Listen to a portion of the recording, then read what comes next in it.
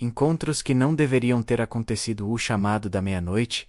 Daniel morava sozinho na velha fazenda dos avós, um lugar que o tempo parecia ter esquecido, aninhado entre colinas nebulosas e uma mata densa no sul do Brasil. A casa, de madeira escura e com uma varanda que rangia, tinha uma paz que acalmava sua alma, mas que às vezes se transformava em uma solidão opressiva. Daniel era um homem de rotina, vivendo do que a terra dava, e seu único luxo era um rádio de ondas curtas, um presente de seu avô, que ele sintonizava todas as noites, buscando vozes de lugares distantes. A rotina era um escudo contra o silêncio do campo.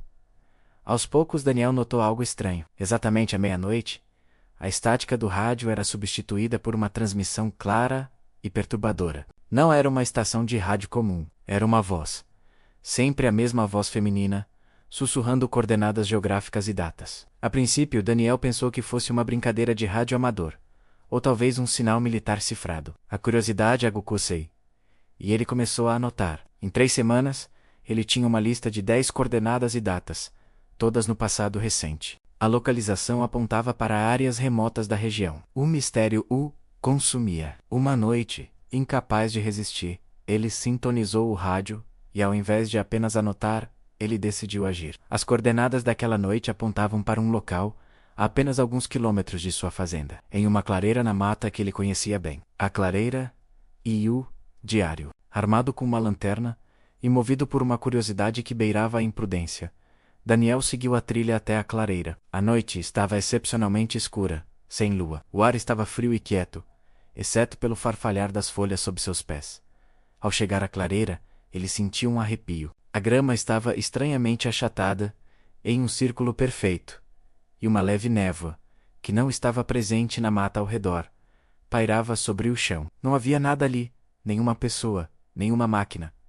Apenas o silêncio. Decepcionado, mas com a adrenalina ainda circulando, Daniel decidiu verificar as outras coordenadas. A primeira U levou-o a uma praia deserta, onde ele encontrou um frasco de vidro contendo um bilhete, com uma única palavra: esperança. A segunda U levou a uma caverna, onde ele encontrou um pequeno relógio de bolso, que havia parado exatamente à meia-noite. A terceira U levou a uma árvore antiga, onde havia um lenço bordado com iniciais que ele não reconhecia. Daniel começou a ligar os pontos, os objetos, as coordenadas, as datas. Tudo parecia estar interconectado. Em uma das coordenadas, ele encontrou algo ainda mais perturbador.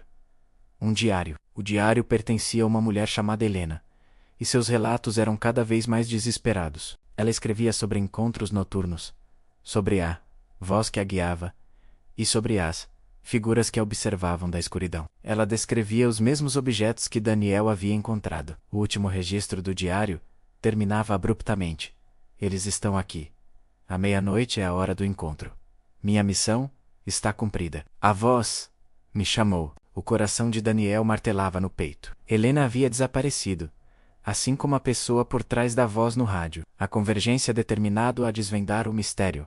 Daniel voltou à sua fazenda e mergulhou nos pertences de seu avô. Ele encontrou mapas antigos, registros de rádio amador e uma foto amarelada. Na foto estava seu avô e uma jovem mulher sorridente, Helena. O quebra-cabeça estava começando a tomar forma, mas as peças não se encaixavam em um padrão lógico. Naquela noite, Daniel sintonizou o rádio novamente. A voz sussurrou novas coordenadas, as mais próximas de sua fazenda até agora. Ele decidiu esperar, para ver se alguém aparecia. Ele esperou na escuridão, observando a clareira com binóculos. A meia-noite se aproximou. A névoa circular apareceu novamente, e então ele viu, não uma pessoa, mas uma figura translúcida e etérea flutuando acima da grama, emitindo um brilho azulado fraco.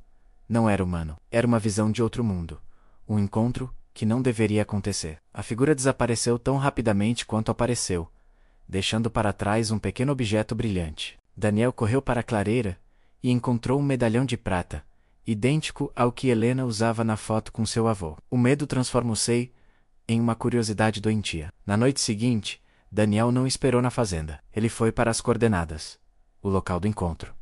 Ele queria respostas. O ponto de não retorno. Ele chegou ao local, uma encruzilhada de estradas de terra antigas, momentos antes da meia-noite. O rádio em seu bolso zumbia com a estática habitual. Depois, silenciou. A voz começou a sussurrar as coordenadas. As suas coordenadas, as de onde ele estava agora. Minha missão está cumprida. A voz sussurrou. A mesma frase do diário de Helena. A voz me chamou. Daniel congelou. A voz não estava transmitindo para o mundo. Estava transmitindo para ele. E a voz era a de seu avô. Uma luz azul intensa começou a se formar no meio da encruzilhada. A figura translúcida de antes apareceu, mas desta vez não estava sozinha. Havia uma segunda figura, mais alta, mais ameaçadora. Daniel entendeu tudo. Os encontros, os objetos. A voz menos tudo fazia parte de um ciclo. Seu avô e Helena haviam sido os mensageiros antes dele, preparando o caminho para o encontro final. A meia-noite não era apenas uma hora.